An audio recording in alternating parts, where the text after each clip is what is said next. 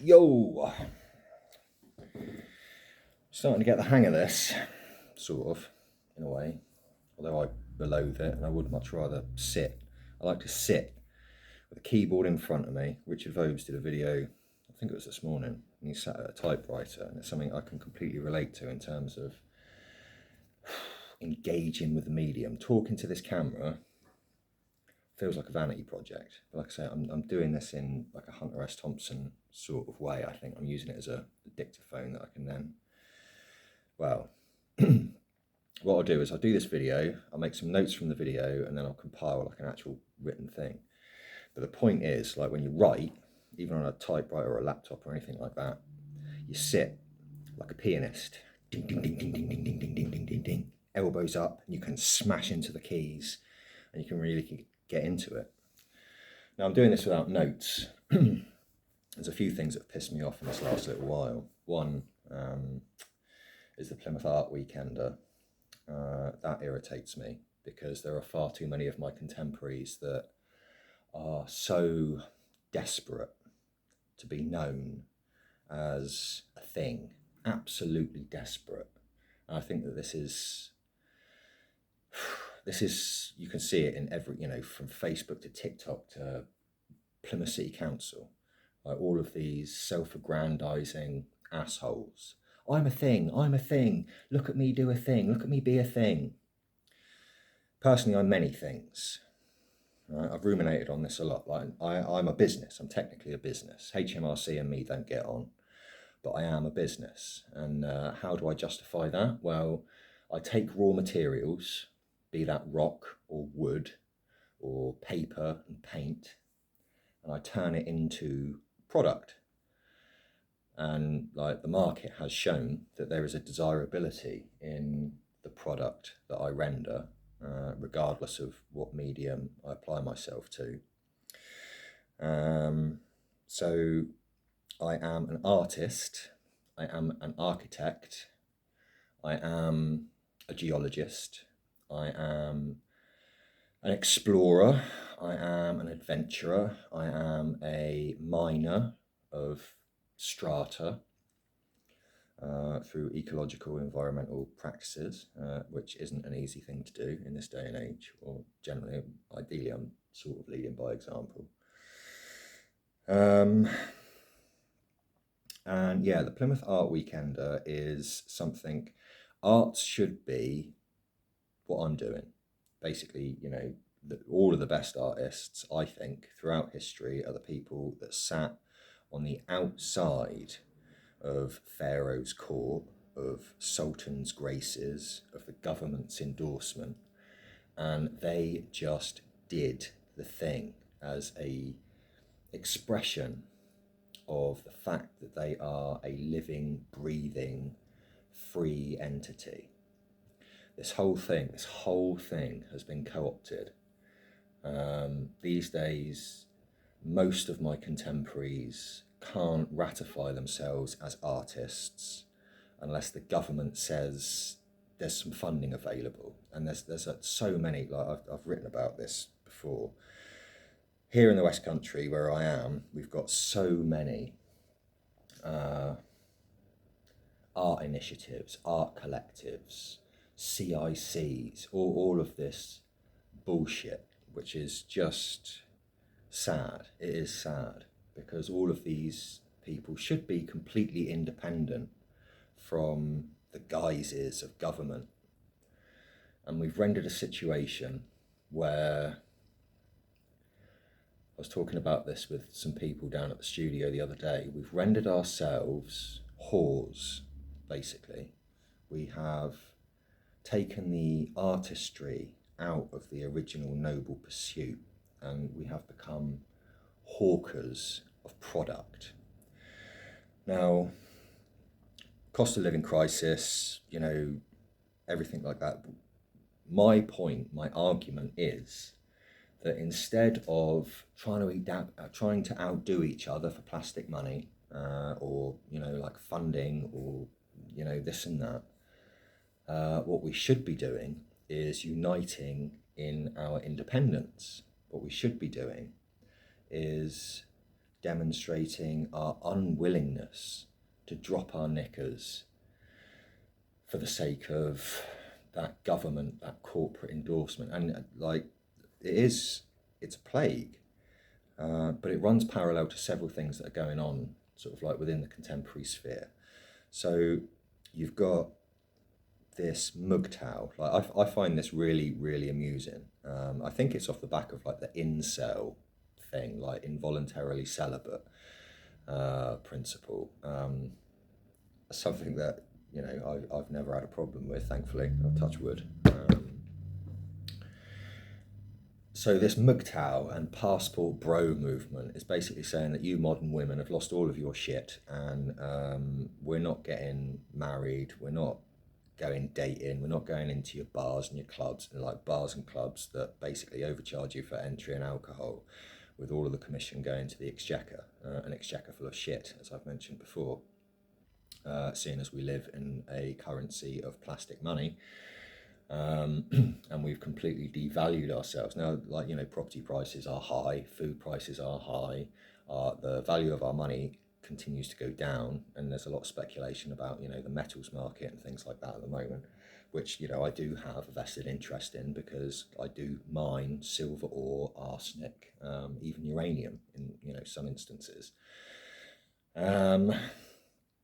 Now, if you look around your HR departments, the people that manage these organisations, these institutions, these absolutely disgraced institutions, can anybody honestly say that there isn't an institution out there at the moment that hasn't absolutely disgraced itself in the last 5 years? You can't work here unless you get a jab. You can't do this. You can't do that. You can't say this. You've got to incorporate everybody.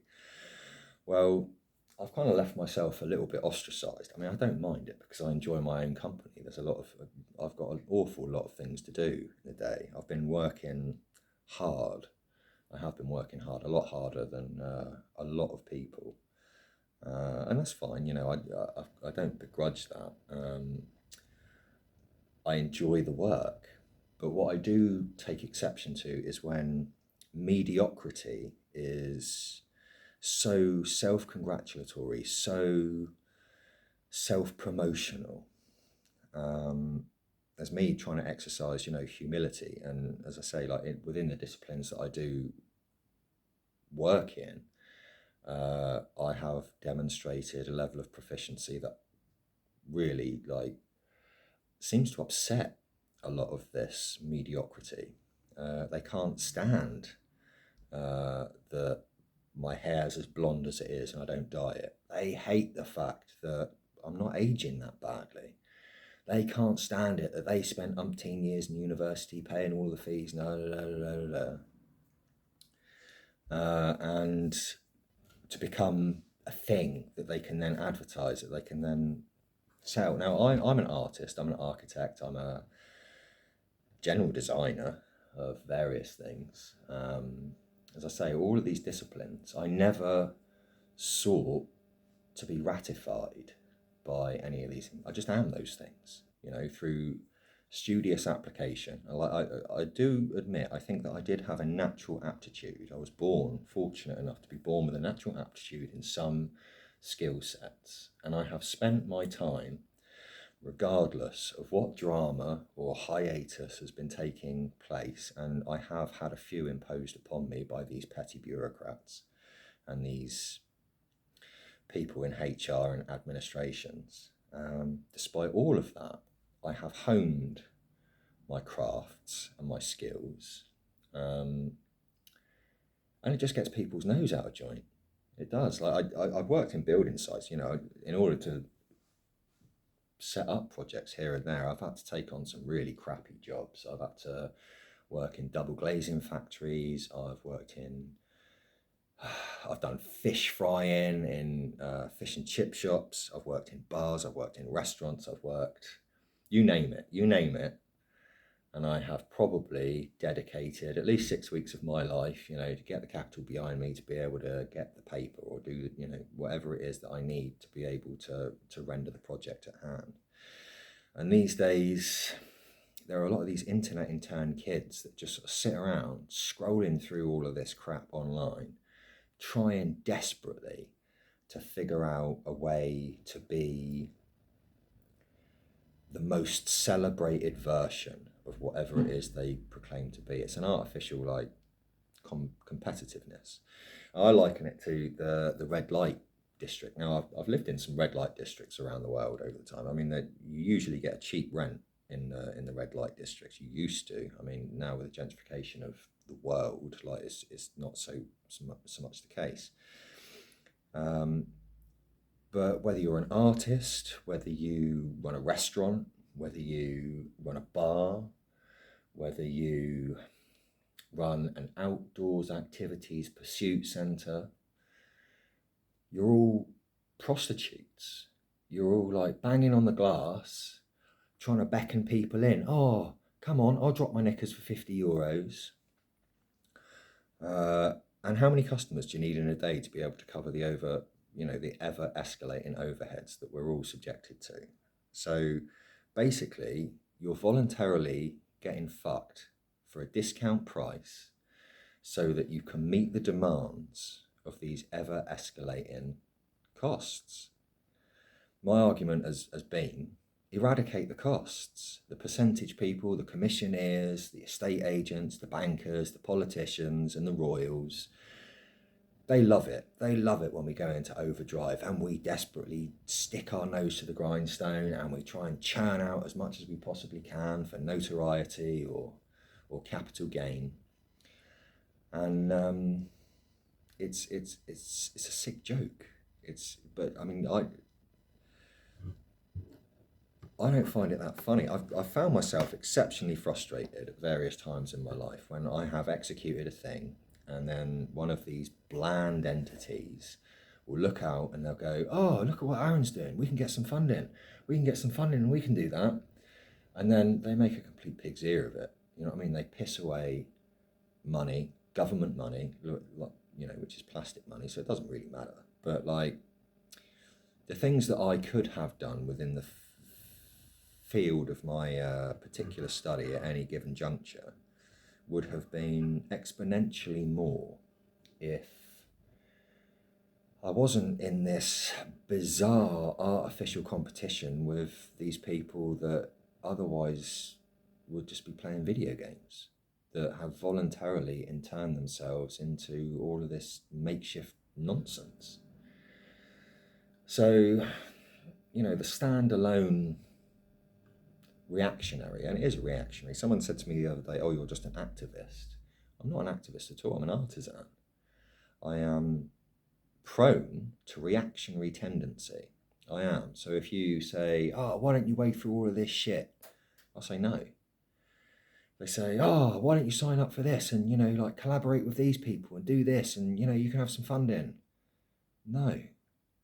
I always said that I wasn't ever willing to there are two things that I won't do for money: fuck and fight. And I'm willing to do both. Like, don't get me wrong. Like, I'm up for the fight. I am. Most of my professional experience has been a fight. And as I say, at the end of a fight, and I've written about this, it is a very human way to reconnect with your fellow members of the species, to languish in amorous embrace, to spend, a whole day, just whiling away time in the arms of someone that means a great deal to you. I don't just mean like, one night stands or, that I think is just part of our throwaway culture, although, it's always been there.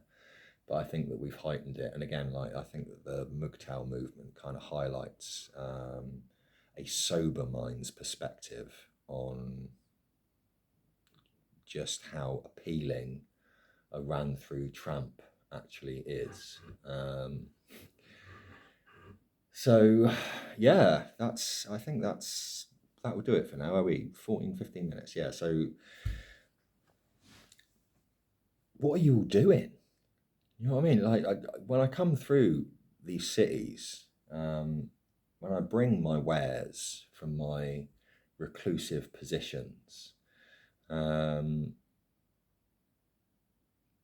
market, so to speak, because we've all got to make a living, I find it draining. I find it absolutely draining. You know, I bring something that has been rendered out of the fire, you know, out of miles travelled on foot, out of emotional turmoil, out of genuine experience, and I've executed it with a technical proficiency that, like I say, makes it a marketable product. And I'm surrounded by tap, and not just tap, but like people representing their tap with megaphones, and they're in frenzy mode. They're in absolute frenzy mode. They're like running, like they aren't just screaming their own name into the echo chamber of social media or, you know, like the neighborhood that they can't get out of. They willfully and deliberately try to undermine and diminish like my contribution. And it's maddening. It is absolutely maddening. And like I stand my ground, and this is where, you know, like the fight comes in. I stand my ground, and like I'm up to going toe to toe with these people. It's been interesting since I've taken on this little project down in Stonehouse with a friend of mine. A few of the what I call turds in the long grass, they have started winding their necks in a little bit. Now, I hate Plymouth. I hate going to Plymouth. I hate spending my time there. Now, even if I'm sat down on the Barbican sipping a coffee, like the scale of incessant guff that you observe is enough to make my blood boil. It really is. Like, you know, it's not facilitating to my peace. And peace is hard to find. It is hard enough to find in this world. And you know, there are wonderful quotes about, you know, if you want to piss off someone, find yourself some happiness. I've been really, really lucky in I have been able to find happiness numerous times, even after I have been torpedoed over and over and over again in an effort to completely destroy my happiness and my morale and undermine the efforts that I make. And